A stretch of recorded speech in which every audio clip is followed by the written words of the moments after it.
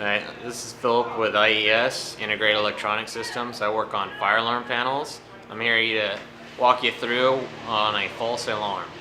So, first thing you want to do is check. Check people, check rooms, make sure everything's okay before you come down to the fire alarm panel and talk to each other.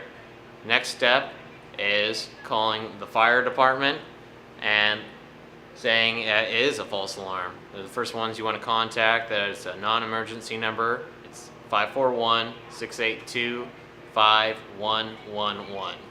And go through the steps and give them your address, your name, and tell them that it's a false alarm.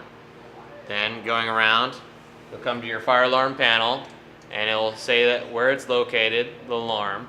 But first thing you want to do is silence the bells. So you open up your panel. There you go. And right here, it has an alarm silence button. You press alarm silence.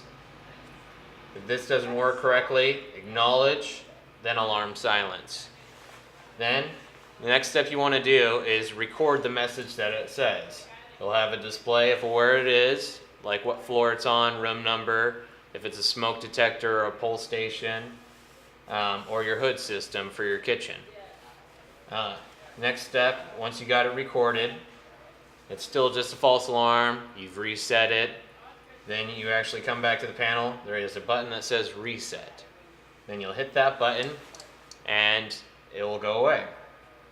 And if it comes back, follow the above steps. If it keeps on coming back, then you'll need to call for service. Our number is 541-485-4456.